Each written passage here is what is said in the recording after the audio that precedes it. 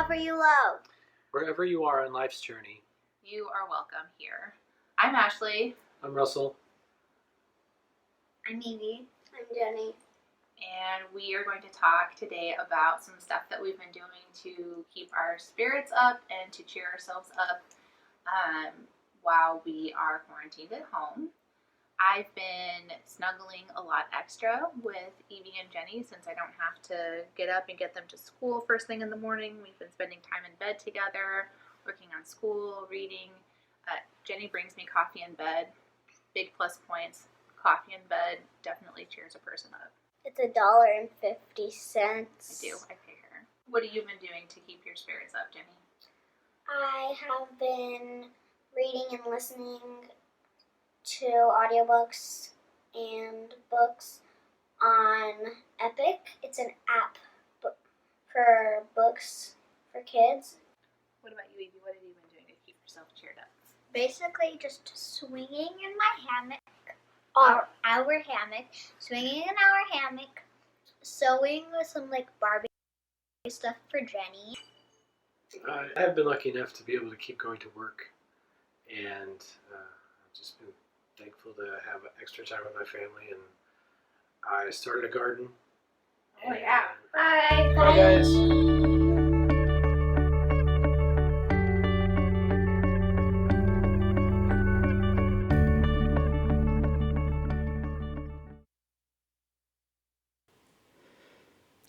We extend to you all a warm welcome. If you are new to SMUUCh and want to get to know more about our church, please fill out our Get in Touch form using the link in our video description. For all of you joining us online this morning, feel free to start posting your joys and sorrows now, as our recording is just a few moments ahead of your reviewing it and seeing it yourselves. And now for a few announcements from our minister.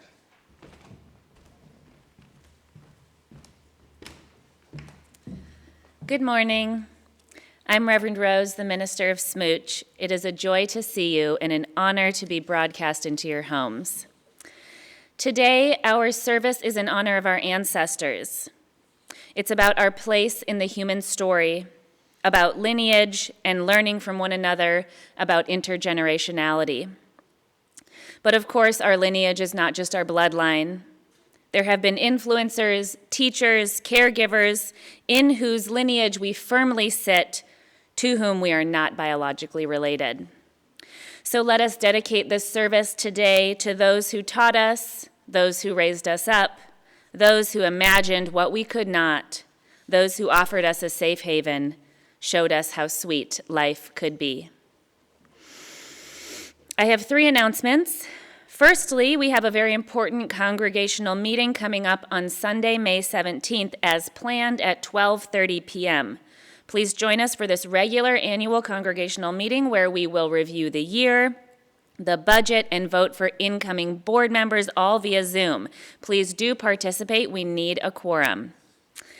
Secondly, we know that many of you are finding yourselves in a financial situation that you didn't think you'd be in 6 weeks ago. If you are in this situation, please let us know so that we can plan. You can contact the office to get a waiver, and it is confidential. But if you are not one of those people and you are able to give, then this would be a moment for you to step up. People are asking how they can help, and the first way is by getting your pledge in, and the second is by upping your pledge, not only to offset the global economic issues which will affect us too, but to sponsor a pledge from someone who cannot give. Look for emails about this from the office. We have currently raised $215,000 of our $450,000 budget, less than half. If you plan to pledge, please do so soon, and if you cannot, please let us know. Lastly, if you are interested in being part of online worship, please tell us. While I am on study leave, we will need a group of people to deliver inspiring and educational messages of hope, resiliency, and the power of the beloved community, all via videos that you make in the comfort of your own home. Please reach out to me, email me. My email is on the church website. Your presence reminds us that together we are better. Together, we are a courageous church.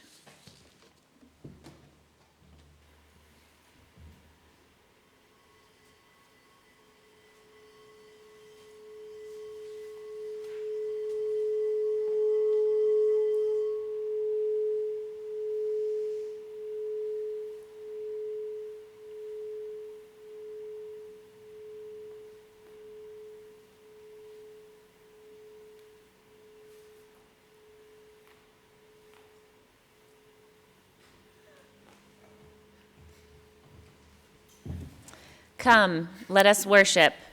Please join us for our opening hymn, number 6, Just as Long as I Have Breath.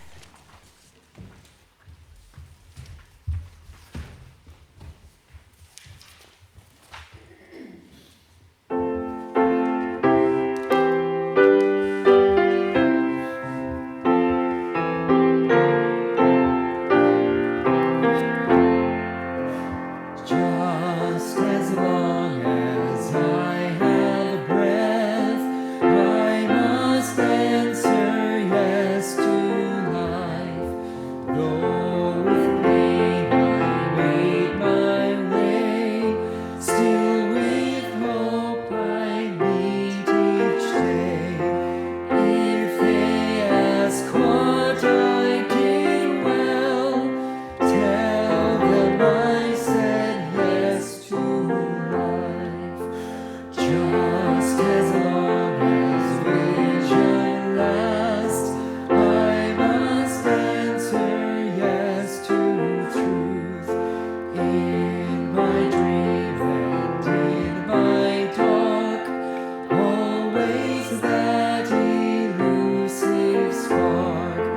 If they ask what I did well, tell them I said yes to truth.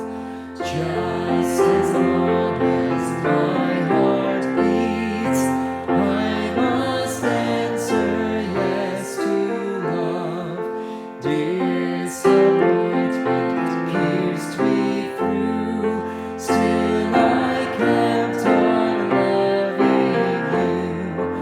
If they ask what I did best, tell them I said yes to love.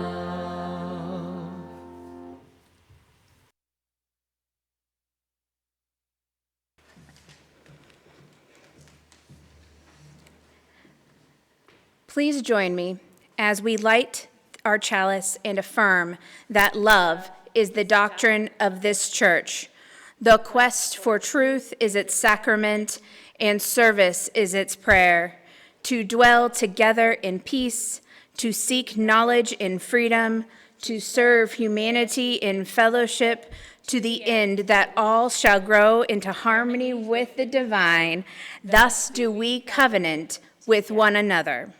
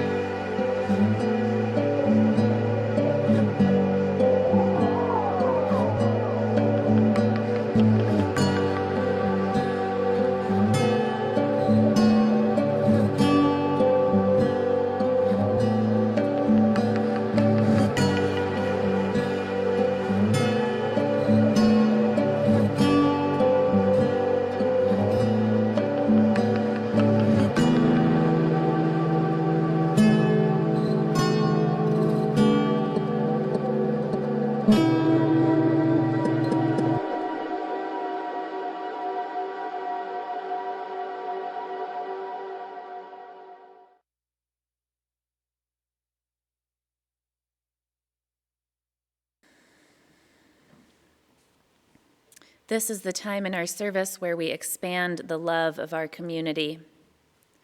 I invite you into this moment by putting your feet flat on the floor, drawing your awareness to your breath, coming into a moment of stillness.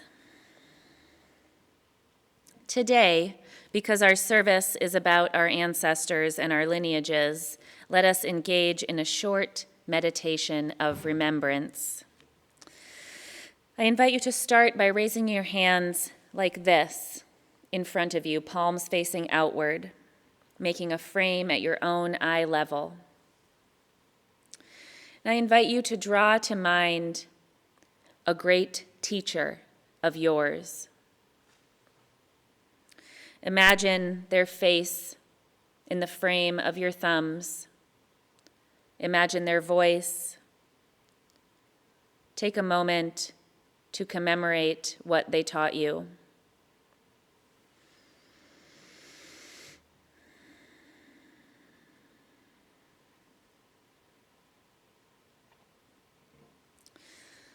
I invite you to speak their name aloud, draw them into this beloved community, and send them a silent gratitude, keeping your hands up.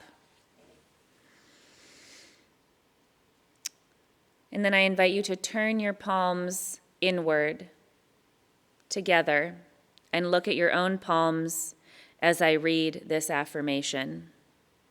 Let these words wash over you. I am living a life I don't regret, a life that will resonate with my ancestors and with as many generations forward as I can imagine. I am attending to the crises of my time with my best self.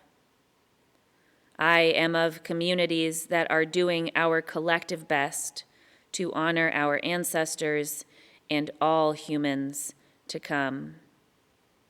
You can take your hands and place them over your heart. You can put them in your lap.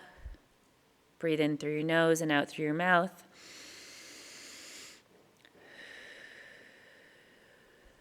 Just enjoying the memory of someone who you are very grateful to, indebted to.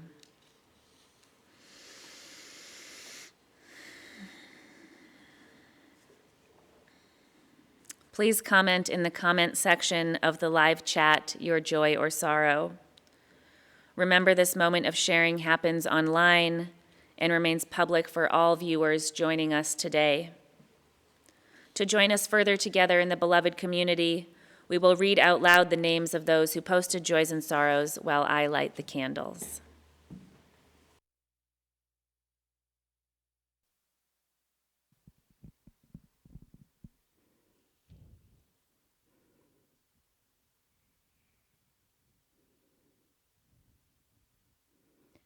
For Doug. For Mike.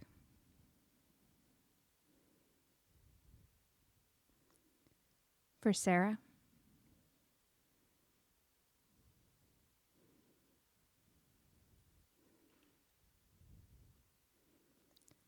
For Diane.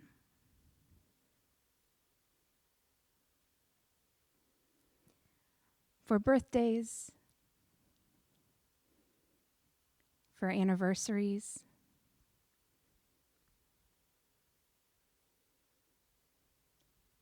And we light the remaining candles for all the joys and sorrows that remain unspoken in the silent sanctuaries of our hearts.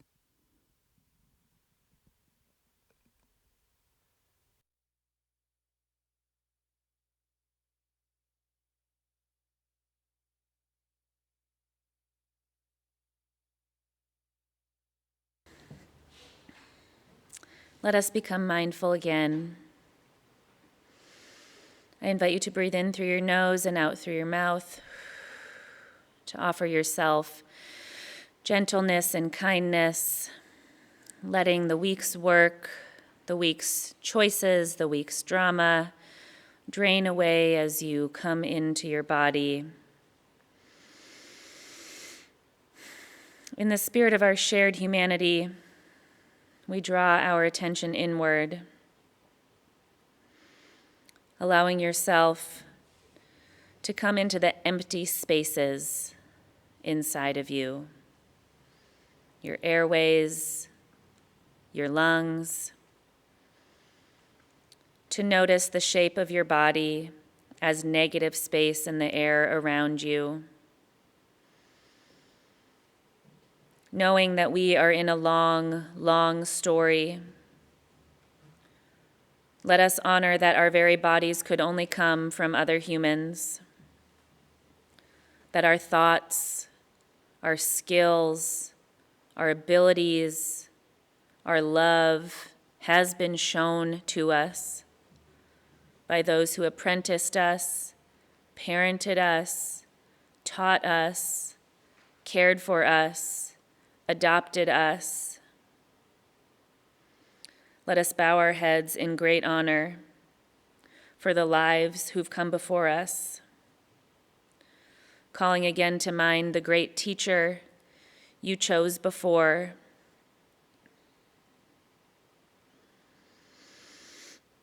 remembering that our presence in the lives of others will also continue onward into the future, much farther than we know.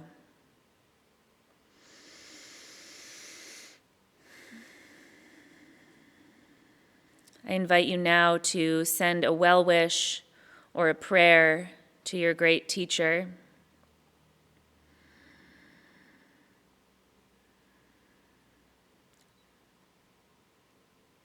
And for a moment, I invite you to open yourself to receiving a prayer from them. What would they wish for you? What would they tell you?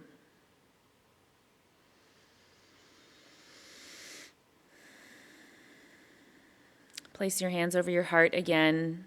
Seal them into you in gratitude. May you find a strength you didn't know you had. May this world blossom into something that you never could have imagined, and may an everlasting peace flow across this land. Amen, and blessed be. You may remain seated with your hand over your heart and join in our meditative hymn.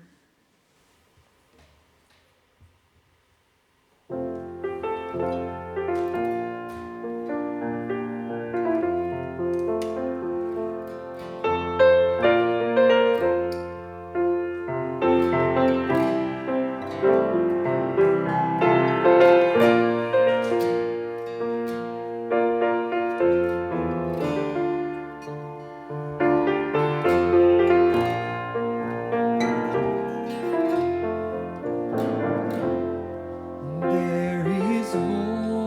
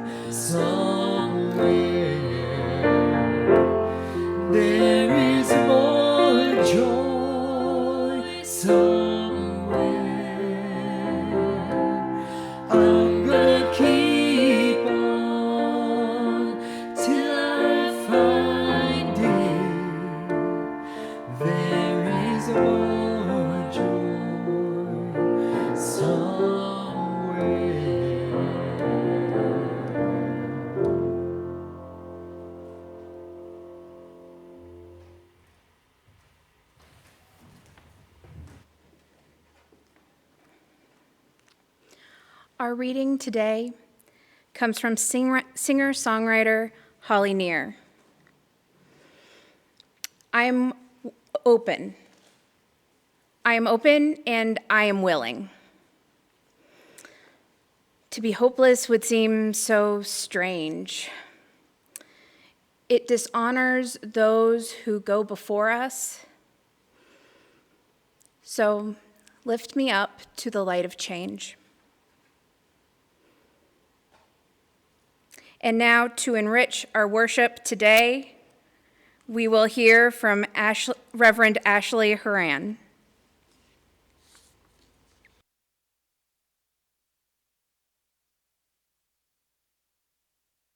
So this is Reverend Ashley Horan, who is the Organizing Strategy Director for the Unitarian Universalist Association. I'm wondering, as you do what you are currently doing, how this affirmation hits you. So to set a little context, I'm sitting here literally nursing a baby right now. That piece about I will live a life that I don't regret is a call, like it's a daily call. It's about, to put it in Unitarian Universalist adjacent language, using the poet Mary Oliver's words, right? What will I do with this one wild and precious life? And for me, the answer is because I want to be a part of planting trees in whose shade I will never sit, and digging wells from whom I will never drink, right? Like, I understand myself to be a part of a lineage of beautiful unbroken people who have both screwed the world up, but have also resisted that, and who have tried to repair. It's complicated to be a human, isn't it? It really is. I'm gonna just sit with me for a second. This is Eden, if she makes it on the video with all of you. Oh, yes. And today she's wearing a Ruth Bader Ginsburg onesie that says, I dissent. Which feels important to share with everybody. The lessons of being a parent of a very small person who's just 8 weeks old, exactly, are really profound right now. She cries when she needs something. Like, there's no editing of that. She just cries. And she is like chill the rest of the time because she's happy and secure. And, she like listens to her body enough so that she has a rhythm, and she naps when she needs to nap. And she plays, and looks around and takes it all in. And she loves humans and to make eye contact. And that's it.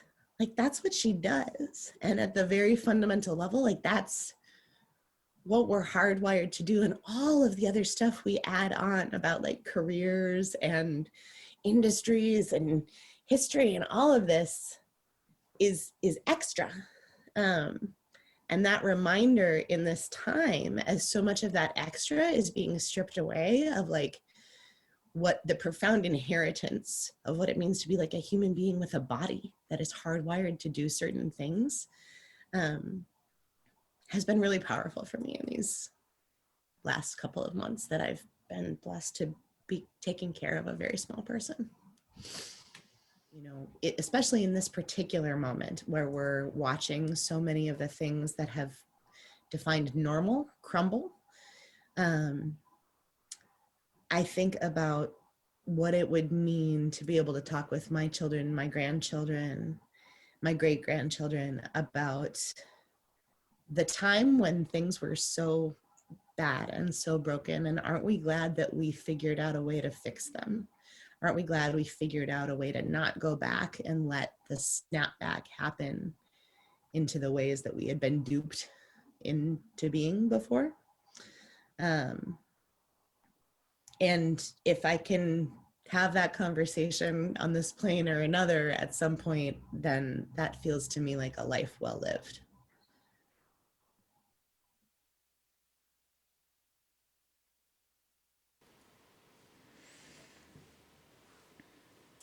In many religions, ancestors are thought to have a presence in the lives of those who are living.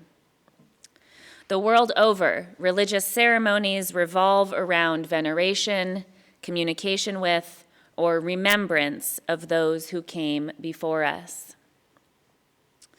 Working with the ancestors is an evocative and deeply relevant spiritual practice which is available to us whether or not we relate to our biological family.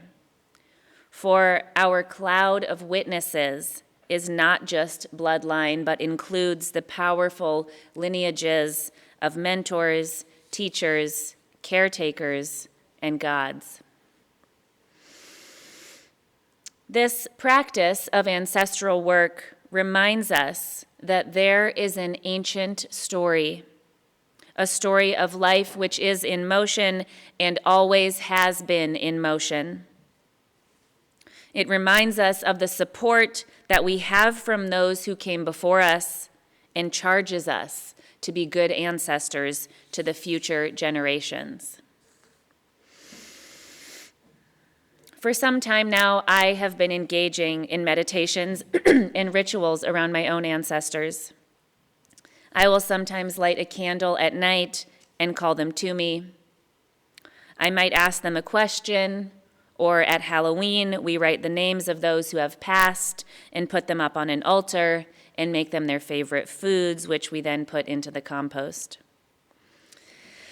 This has been a deeply satisfying experience and allowed me to, at the very least, formulate my questions in a way that give me pause and helps me understand my own discernment. And at its deepest, I gain wisdom from times that I did not inhabit. Working with my ancestors has allowed me to locate myself in that human story, to gain insights into my own struggles, and to ignite a great gratitude for the people on whose shoulders I stand, for the people on whose stories I stand. Now, there are 3 types of ancestors with whom we might work. First is our biological lineage. These biological ancestors come to us in a single bloodline, like a solitary river. These are the very bodies who made our physical presence possible. These are people whose faces we have, whose hands we have, whose biology we have, maybe whose names we have. Secondly, there are our spiritual ancestors, who aren't like a single river, but are more like a vast watershed of influencers whose love, support, teachings, and very presence, maybe even 500 years ago, has somehow trickled its way into our lives. These are the mentors, teachers, caregivers, writers, surrogate parents, theologians, poets, or chosen family, all of whom we can claim. For example, I don't know who taught my preaching teachers how to preach, but they also taught me how to preach. I don't know who planted the dogwood in my backyard, but I am so grateful to you. And then lastly, there are traditional ancestors who don't come in a river or in tributaries, but come gushing straight from the sky above our very heads. In those cool, sweet showers which quench our thirst for the meaning of this life, slaking our desire for real sacred moments and giving us a sense of rightness right here in this world. These are the archetypes from which many of us seek meaning. These are the Brigittes and the Mother Marys, Mohammeds and the Buddhas, the saints and gods, whom we are not taught to think of as ancestors, but could be given an extra depth by making this little shift in our thinking.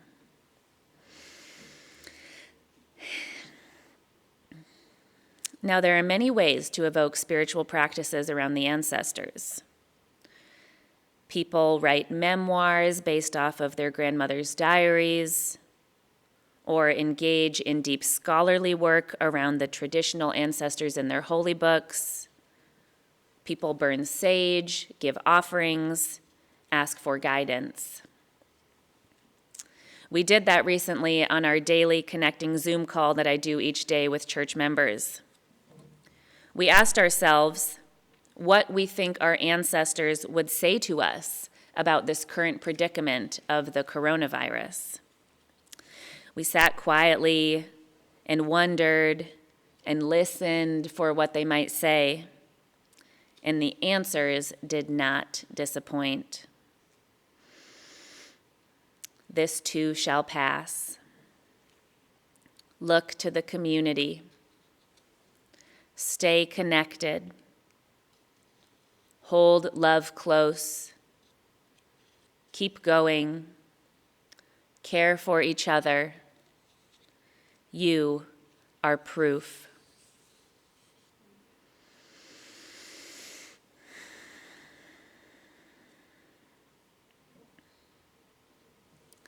This pandemic has linked us to our ancestors as we remember great plagues which changed their worlds and therefore our world. And this pause in productivity has caused us to consider how our ancestors had to break the hard earth with stones to will from its chasms clover and onions. It has caused us to remember how to live according to the great swells of the earth's rhythms. And it was in these moments that I found myself in a meditation on ancestral work. And I found myself reaching way back farther than I ever had. I sought so far back that I found myself calling on the wisdom of my ancestors who were animals, seeking guidance and understanding from some holy, gentle beast shrouded in the recesses of my DNA. And the wisdom that I gleaned from this lineage of which I am a part also did not disappoint. To love the earth, rest whenever tired, enjoy my food, and appreciate the moment.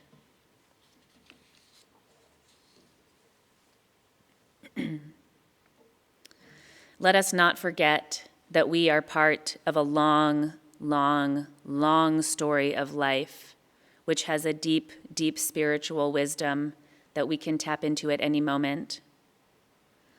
Though we are here on the very cutting edge of the human story, behind us is a megalith of knowledge and experience which affirms that whatever we do for future generations will be worth it. Reminding us that we, too, are influencers of people to come, that we are someone's ancestor, we are in someone's lineage. We must remember that we are part of that ancient story, and that we are charged with and even supported by the future generations, being brought forward into our better selves when we plant trees under whose shade we will never sit, and dig wells from which we will never drink.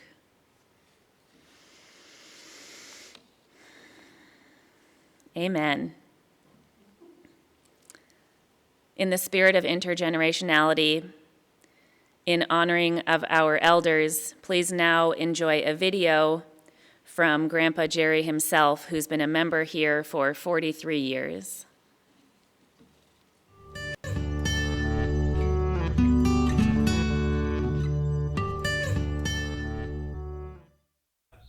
Good morning, soulmates. And we are soulmates. From the first time we entered the door at SMUUCh, I really feel like there's a special place in each of our souls that we're connecting. And we start our journey to spread the love as the doctrine of the church and service as the prayer of our church. And together we can do that, and we do that. Nikki and I have been members for 40 years in our spiritual journey here at SMUUCh, and we've seen a lot, shared a lot with the church and its community. I think it's important to realize how unique our church is. Where else, for instance, would the minister ask an 84-year-old who is a democratic socialist and an atheist give a talk on love and stewardship? You gotta love it, which I had never seen or heard, and it really is a special thing for me. For the few seconds that it waves throughout the congregation, it really sends me to a spiritual high that is second to none, even a little higher than Blue Boat Home. There are other highs that I receive from time to time. After church each Sunday, most of the time I'm greeted with a hug from Bodie or Harper or Mother Stacy, which are real special. I feel a little pain that the virus is robbing me of that, but we'll get back there. Another special thing that the church has given me, a small group, connection circles, house churches, we've called them different things, but they are really important to my journey and spiritual growth. Highly recommend that everybody share in a small group. It will change your whole emphasis on how you see the church. Now for stewardship. For me, stewardship, I don't know, it's really another word for tough love. It's not easy to give your money and your time and your talent. It's tough. But when we do, it helps us be a courageous church. If we all share our money, time, and talents to the extent that we feel good, this church will make it work. We always rise. We have dealt with forces outside our church, but still we rise. We have struggled with our own divisiveness, but still we rise. We have at times set almost impossible goals, but still we rise. We have challenged each of our souls again and again, but still we rise. We have been at it 53 years, and still we rise. We always rise. We always rise. We are soulmates.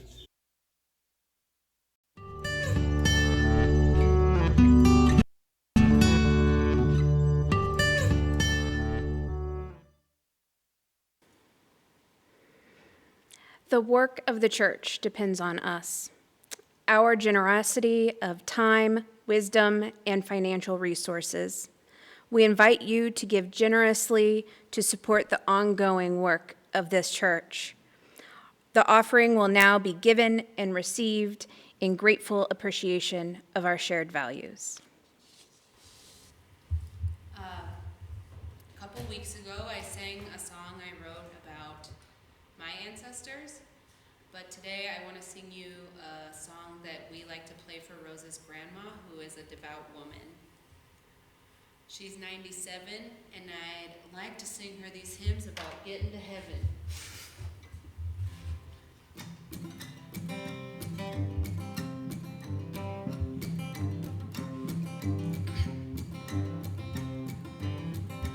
There's a land that is fairer than the day, and by faith we can see it afar. For the hope that waits over the way to prepare us a dwelling.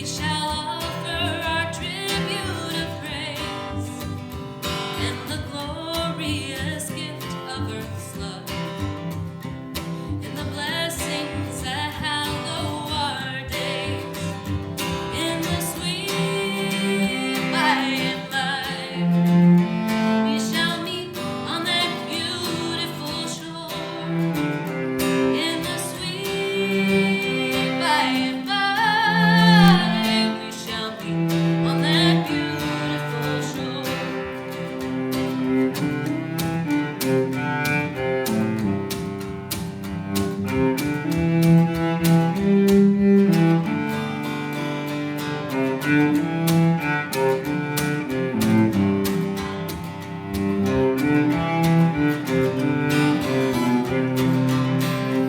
In the sweet by and by, we shall meet on that beautiful shore.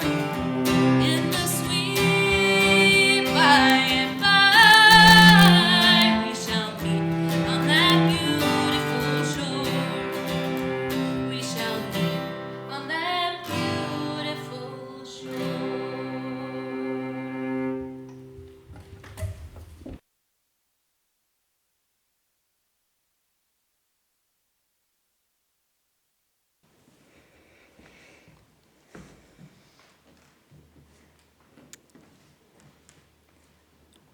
We extinguish this flame, but not the light of truth, the warmth of community, or the fire of commitment. These we carry in our hearts until we are together again. Please join us in the closing hymn, number 131, Love Will Guide Us.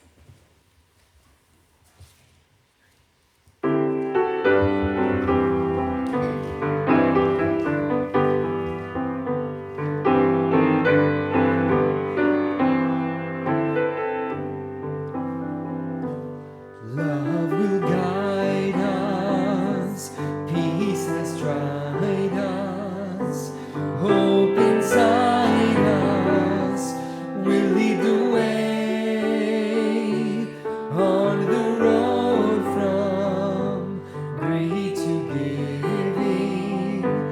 Love will guide us through the hard night. If you cannot sing like angels, if you cannot speak before thousands, you can give from deep within you. You can change the world with your love. Love will guide us, peace has tried us, hope inside us will lead the way on the road from greed to giving. Love will guide us through the hard night.